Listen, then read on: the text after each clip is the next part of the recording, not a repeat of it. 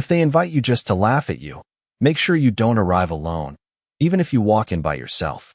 The chandelier above the ballroom shimmered like frozen stars, scattering gold light across polished marble floors and crystal glasses filled with champagne no one seemed to finish. And right beneath it, Ava Brooks stood alone at the edge of a room that had already decided who she was before she even took her first step inside. The soft click of her heels barely audible beneath the low hum of conversation and the occasional sharp burst of laughter that wasn't quite subtle enough to pretend it wasn't about her. And Daniel Carter, tailored suit, perfect posture, the kind of smile that only came after forgetting who helped you build it, watched her from across the room with something that looked like satisfaction, like a man admiring a perfectly executed plan, because this wasn't an invitation born out of nostalgia or closure.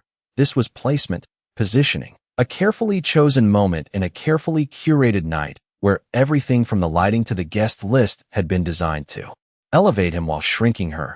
And the moment the host tapped his glass and casually said, "And I think we all remember Ava," Daniel's past. The word past hung in the air longer than it should have, stretching just enough for the room to catch it, twist it, and return it as quiet amusement.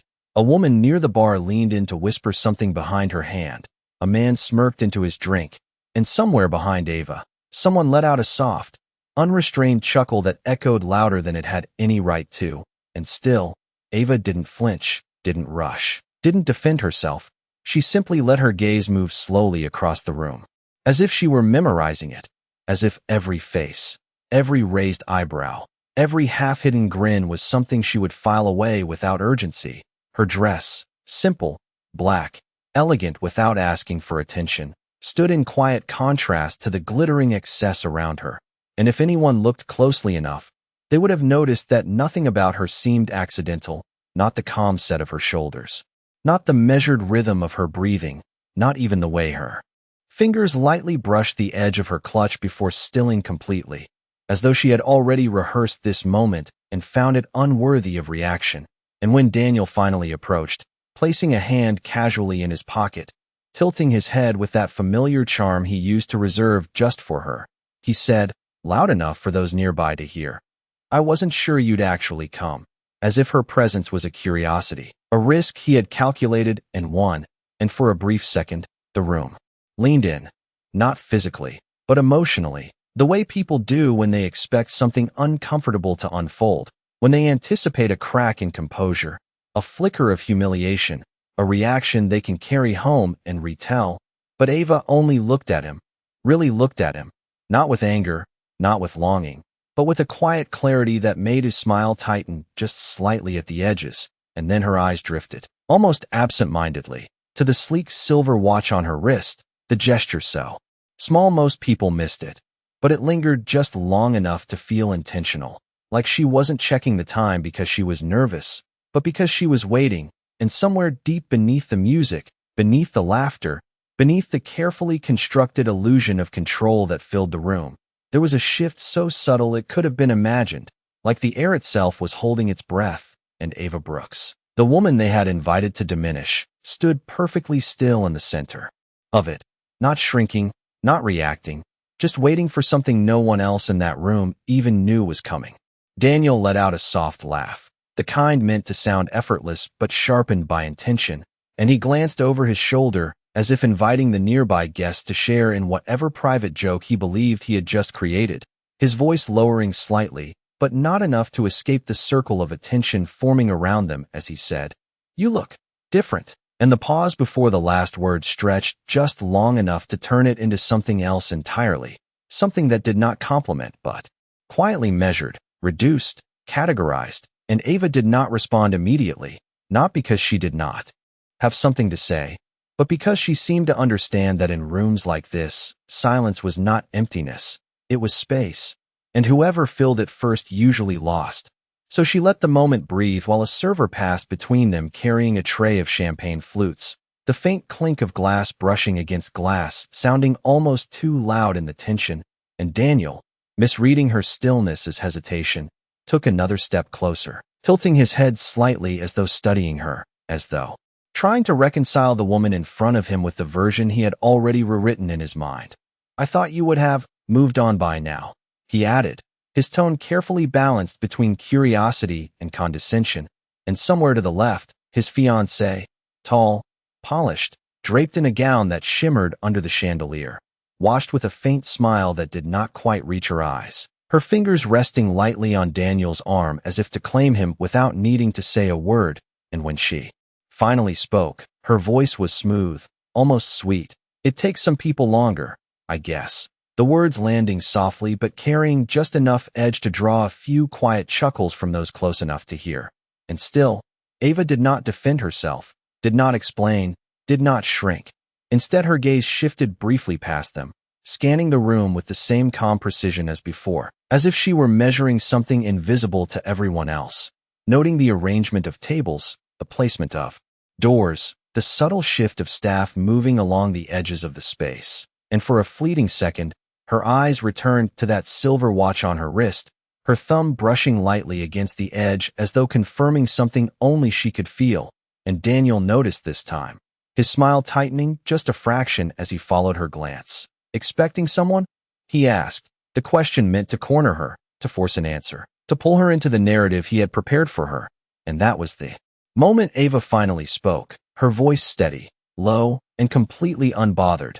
No, she said, and then after the slightest pause, just enough to shift the weight of the word, not expecting, and something in the way she said it, calm, certain, almost detached, caused a subtle ripple in the air between them, the kind of shift that no one could quite name but everyone could feel, and Daniel exhaled through his nose, dismissing it with a faint smirk as he turned slightly toward the small gathering that had formed, raising his glass just enough to reclaim the attention. Well, he said lightly, since we are all here, maybe Ava would like to share how things have been, since everything, and the phrasing was deliberate, vague enough to invite assumption, sharp enough to reopen a wound, and a few heads tilted, a few brows lifted, anticipation building in quiet waves as eyes turned toward her, waiting for discomfort, for awkwardness, for anything that would confirm the version of her they had already accepted.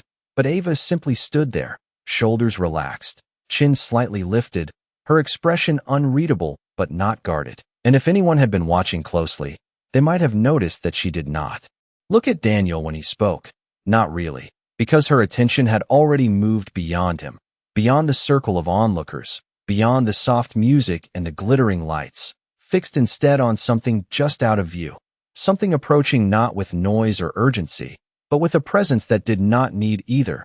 And somewhere near the entrance, a subtle shift began, so small it almost went unnoticed, a staff member straightening their posture, a conversation cutting off mid-sentence, the faintest pause in the rhythm of the room, and Ava Brooks, standing at the center of it all, did not move, because whatever was about to happen, she had not come here to stop it.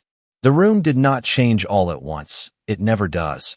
It shifted in layers so subtle that only those who understood power would recognize it. A waiter near the entrance straightened his posture without being told. A conversation at the far end of the bar stopped mid-sentence, as if someone had quietly lowered the volume of the entire space. And Daniel, still holding his glass, still waiting for Ava to respond to his invitation to speak, felt it before he saw it, that faint disturbance in the rhythm of the night that did not belong to him, and his eyes flickered toward the doors just as they opened, not dramatically, not loudly, just enough to allow a woman to step inside as though the room had been expecting her long before anyone realized it. And she did not rush, did not scan the crowd, did not hesitate. Her presence moved with a kind of certainty that made space without asking for it, her heels meeting the marble floor in a steady, unhurried cadence that seemed to echo deeper than the music itself, and one by one, people turned, not because they were told to, but because something about her demanded acknowledgement without ever requesting attention, and Ava did not look surprised, did not turn immediately. She simply exhaled slowly, as if the moment she had been waiting for had finally arrived exactly on time, and only then did her gaze lift toward the entrance, her expression unchanged but her stillness somehow deeper, more anchored, as if everything around her had finally aligned with something she already knew. And Daniel followed her line of sight, his confidence slipping not in a dramatic fall, but in a quiet fracture, the kind that starts small and spreads before you understand what it means. Do you know her? his fiancée whispered under her breath, her fingers tightening slightly around his arm, but he did not answer, because the woman walking toward them was already being recognized by others, not with excitement, not with gossip, but with something far more telling: people stepping aside without being asked, shoulders straightening, smiles fading into polite neutrality, and a man near the front who had been laughing moments ago now stood a little taller, adjusting his jacket as if preparing to be seen differently.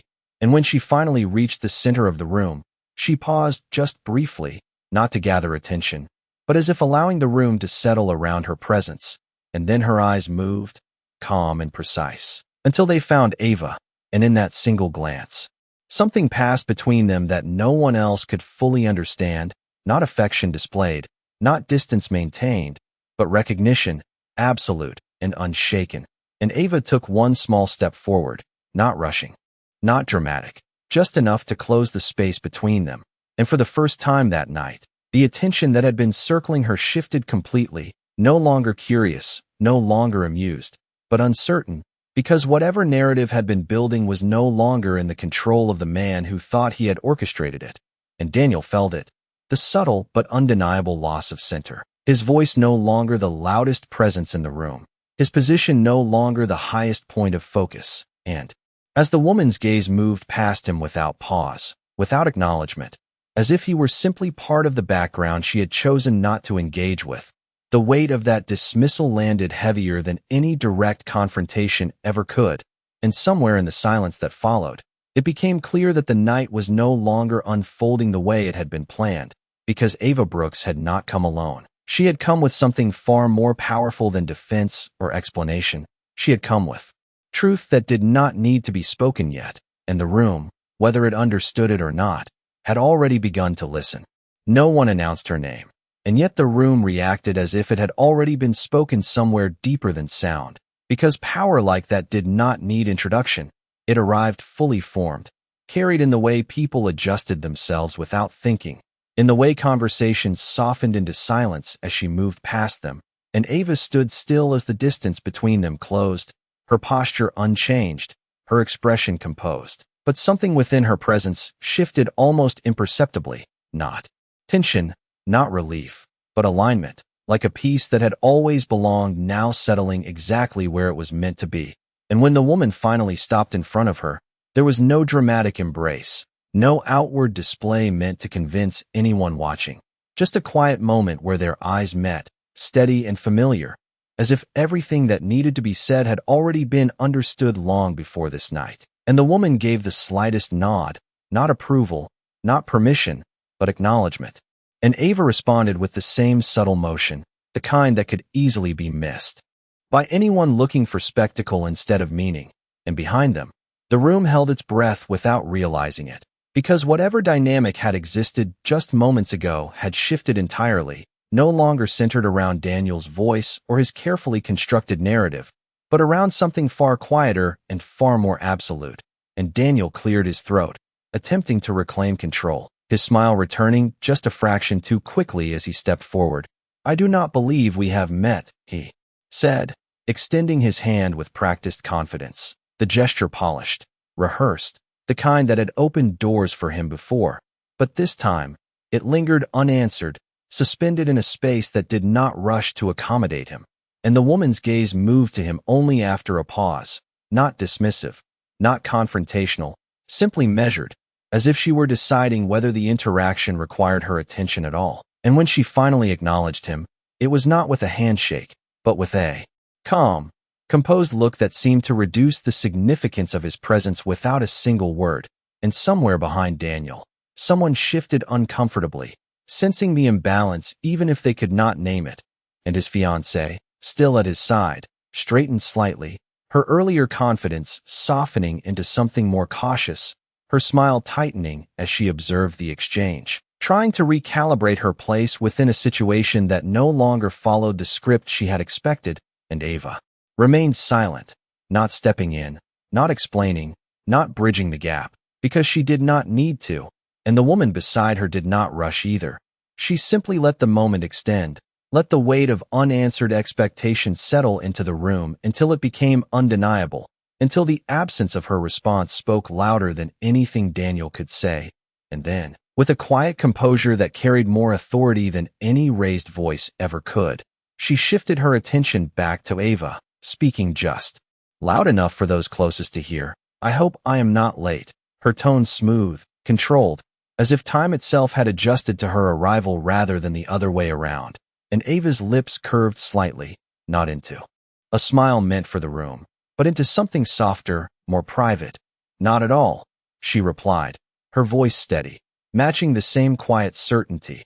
And in that brief exchange, something became clear, not through declaration but through presence, through the undeniable way the room had rearranged itself around them. That whatever story had been unfolding before was no longer the one that mattered. Because Ava Brooks was no longer standing alone in a space that had tried to define her. She was standing beside something that could not be reduced, could not be dismissed, and did not need to prove itself. And Daniel, still holding his glass, still positioned where he believed control should remain, felt the shift fully now, not in a sudden collapse, but in the slow realization that the ground beneath the evening he had built was no longer as stable as he thought. And for the first time since Ava had arrived, he was no longer certain how the night would end.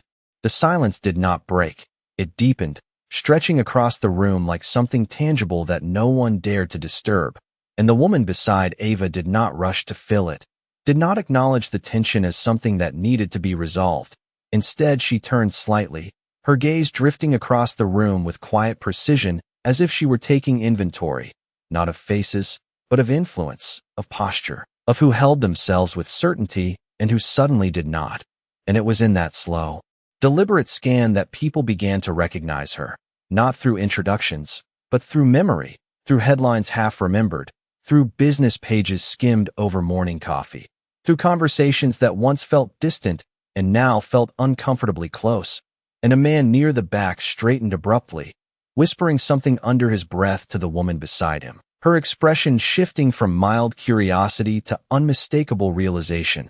And then it spread, not loudly, not dramatically, but in a quiet ripple that moved faster than any announcement could, because recognition did not need volume. It needed only one person to see clearly. And Daniel felt it before he fully understood it, the way the room was no longer responding to him, the way attention slipped from his reach no matter how firmly he tried to hold it. And he forced a small laugh, lifting his glass again as if nothing had changed. "Well, it seems Ava has brought company," he said lightly, attempting to reframe the moment as something casual, something within his control, but his voice did not carry the same weight it had before. It landed softer, thinner, as though the room had already decided it was no longer the center. And the woman finally looked at him again, not with irritation, not with dismissal, but with a calm clarity that made his attempt feel almost unnecessary. "I did not come as company," she said, her voice even, measured, each word placed with quiet intention. "I came because my daughter is here." And the sentence did not rise, did not demand attention, but it settled into the room with a gravity that shifted everything. Because in that single moment, the relationship was no longer implied, no longer subtle. It was defined, and Ava did not react, did not step forward to confirm it. She simply stood where she was, allowing the truth to exist without performance. And Daniel's smile faltered, just slightly, as his mind caught up to what had just been said, to the implication that had been hidden in plain sight. And his fiancée's hand slipped from his arm, not dramatically, but unconsciously, as if her body had already begun to recalibrate its distance from a situation she no longer fully understood. And around them, the room adjusted again. Conversations no longer whispered with amusement, but with caution, with recalculation, with the quiet awareness that something significant had just been revealed without spectacle. And the woman's presence did not expand to fill the space. It simply remained steady, unshaken, as if it had always been there waiting to be noticed. And Ava's gaze remained calm, her posture unchanged. But now the stillness around her was no longer misread as vulnerability. It was recognized for what it had always been, control. And Daniel, standing in the center of what he believed was his own stage, felt the edges of that control slip in ways he could not immediately recover. Because the narrative he had constructed no longer held. And for the first time that evening, He was no longer certain who was being watched, who was being measured, and who, without raising a voice or making a scene, had already begun to take everything back. Daniel tried to smile again, but this time it did not quite settle on his face the way it used to. It hovered there, uncertain, like something that no longer belonged to him, and he adjusted his grip on the glass in his hand, the faint clink of ice shifting inside it sounding louder than it should have in the growing stillness. "Your daughter," he repeated, as if the words needed time to reshape themselves into something less disruptive, something that fit the version of Ava he had already accepted. But the room had already moved past him, already begun its quiet recalibration, and the woman, Victoria, did not rush to clarify, did not expand, did not offer him the comfort of explanation. She simply let the truth remain exactly as it was, complete without embellishment, and that was what unsettled him the most, because there was nothing to argue against, nothing to diminish, nothing to twist, only something he had failed to see, and Ava, standing beside her, did not step forward to claim anything either, her silence no longer mistaken for absence but recognized now as choice, as control, as the kind of restraint that did not need validation.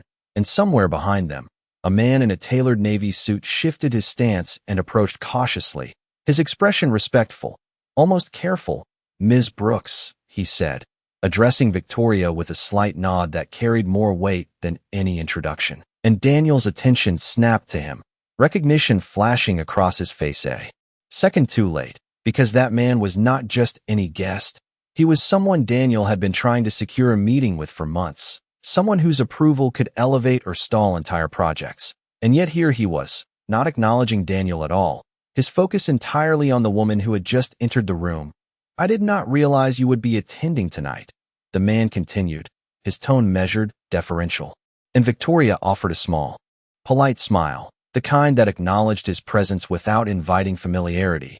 "Neither did I," she replied smoothly, and the simplicity of her answer carried a quiet implication that rippled outward, that this evening had not been significant enough to require her presence until now, until Ava, and Daniel felt something tighten in his chest. Not panic, not yet, but the early recognition that the ground he stood on was shifting in ways he could not immediately control, and his fiancée glanced between them, her earlier confidence now replaced with careful observation, her posture subtly adjusting as if trying to understand where she now belonged within this new arrangement of power, and the conversations around the room began again, but softer this time, more measured, no longer filled with casual amusement, but with quiet calculation, people reassessing what they thought they knew, who they thought mattered. And Ava remained exactly where she was, not stepping forward, not stepping back, her presence steady beside Victoria, as if she had always been part of something larger that never needed to be announced. And Daniel, for the first time that night, realized that the version of Ava he had invited here, the one he believed he could define, no longer existed in the way he had imagined, if it ever had at all. And as the man in the navy suit continued speaking with Victoria, lowering his voice with unmistakable respect, Daniel stood there holding his glass, no longer the center of the room, no longer the one others instinctively turned toward. And in that quiet, undeniable shift, it became clear that whatever this night had been meant to prove, it was no longer proving it for him. Because without raising her voice, without defending herself, without even acknowledging the insult that had brought her here, Ava Brooks had already begun to take back something far greater than reputation. She had taken back the space itself, and the room, whether it was ready or not, had already made room for her. The balance of the room had already shifted, but Daniel was not ready to let it settle that way, not yet, and he took a step forward, drawing in a quiet breath as if steadying himself, his voice rising just enough to reclaim a fragment of attention.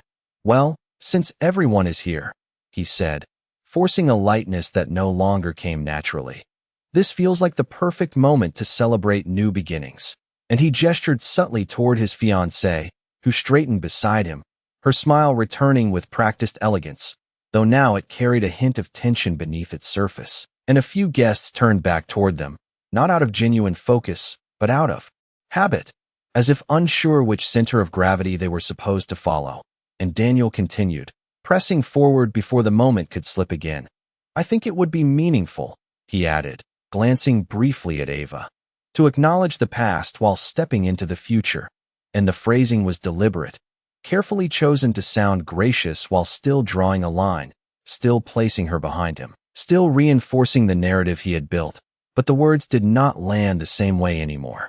They floated, lacking the weight they once carried.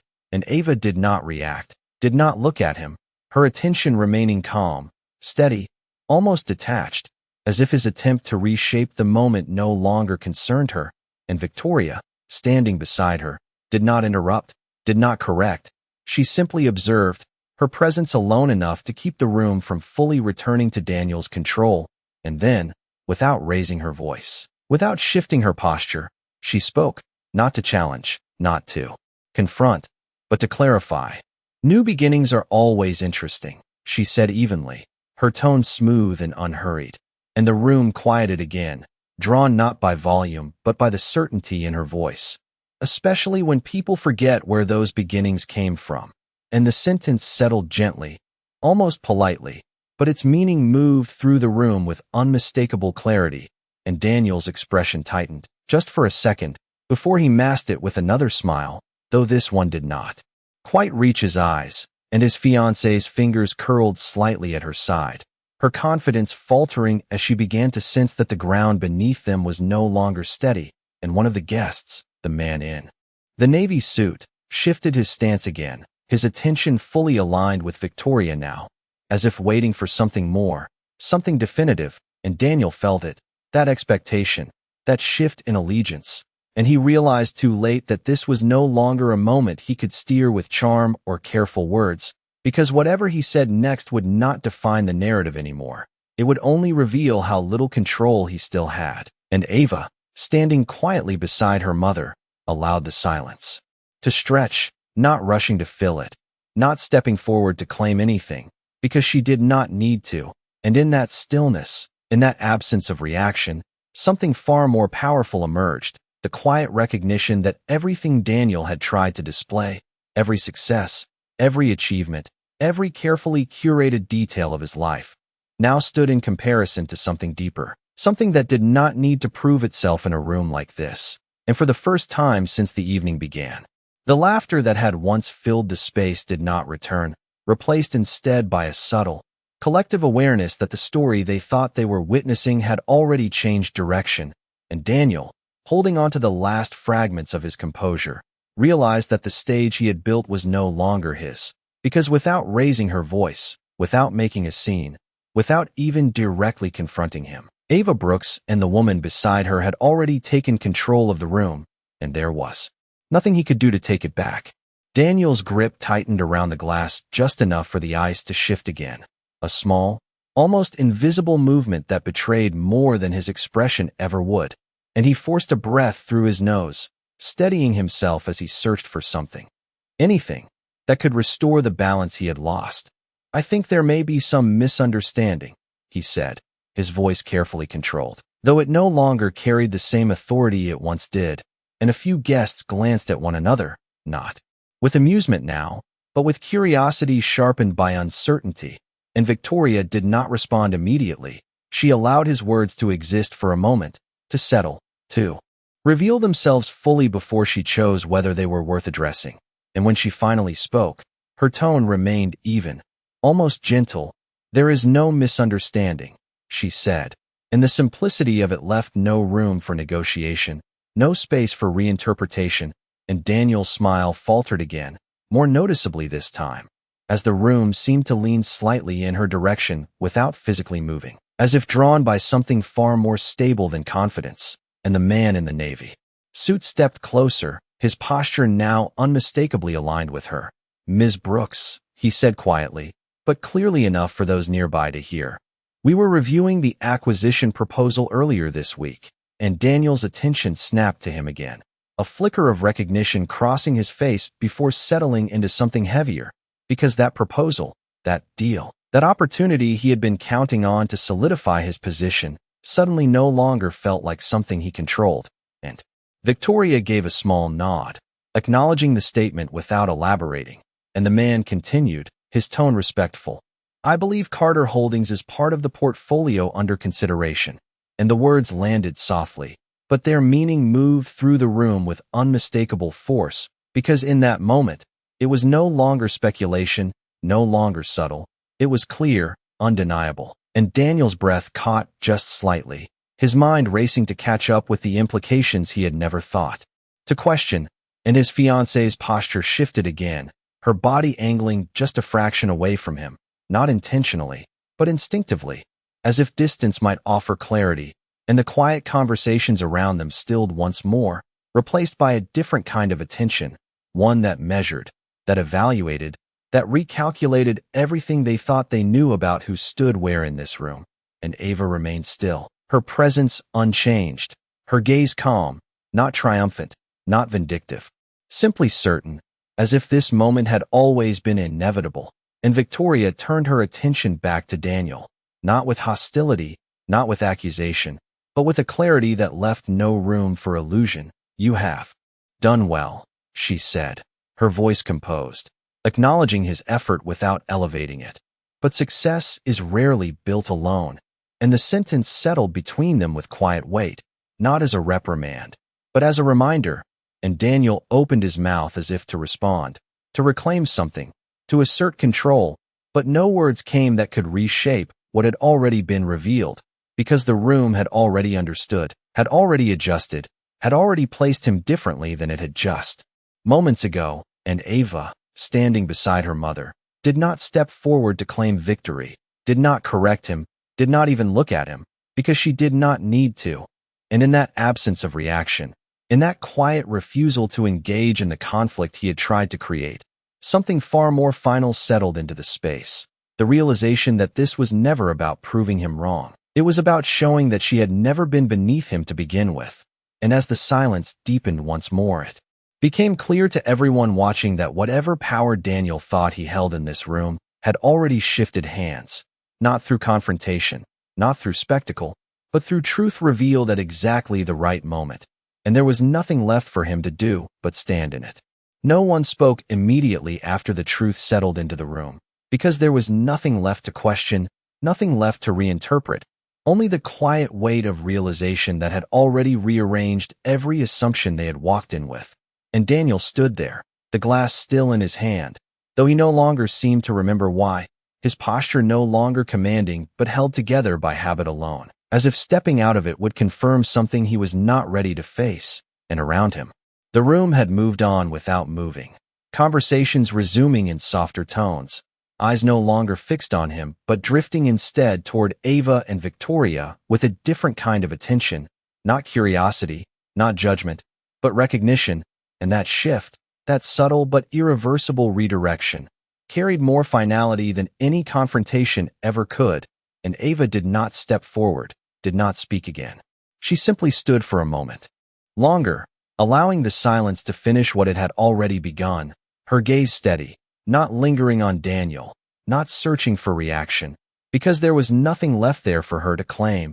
And Victoria turned slightly toward her, not as a signal to leave, but as a quiet acknowledgement that everything that needed to happen already had. And Ava gave the smallest nod, the kind that carried no urgency, no triumph, just completion. And then she moved, not quickly, not dramatically, but with the same calm precision she had entered with, her heels echoing softly against the marble as she walked past the same people who had laughed before, though now their expressions had changed, their posture subtly adjusting as she passed, as if recognizing something they had overlooked. And no one stopped her, no one called after her, because the moment did not belong to interruption anymore. It belonged to understanding. And Daniel watched her go, not with anger, not even with regret that could be easily named, but with the slow, quiet awareness that whatever version of the story he had tried to control had slipped beyond his reach long before tonight, and that the woman he had invited to diminish had never truly been within that narrative to begin with. And his fiancée stood beside him, silent now, her earlier certainty replaced with distance. Her gaze no longer fixed on the future he had promised, but on the present that no longer felt stable. And the room continued around them, the music returning, the conversations picking up, but something fundamental had shifted, something that could not be undone simply by resuming the surface. And outside, the night air felt cooler, quieter, untouched by the tension that had filled the ballroom, and Ava stepped into it without hesitation, the city lights reflecting softly in the distance. And for a brief moment, she paused, not to look back, not to reconsider, but simply to exist in the stillness that followed, and Victoria joined. Her presence steady beside her, not leading, not directing, just there, and Ava exhaled slowly, the kind of breath that did not release pain, but closed a chapter that no longer held weight. And then she continued forward, her steps unhurried, her posture unchanged, as if nothing needed to be proven anymore, because the room behind her had already understood what she never had to say, that she did not return to reclaim him, she returned to reclaim herself, and she left with something far greater than vindication.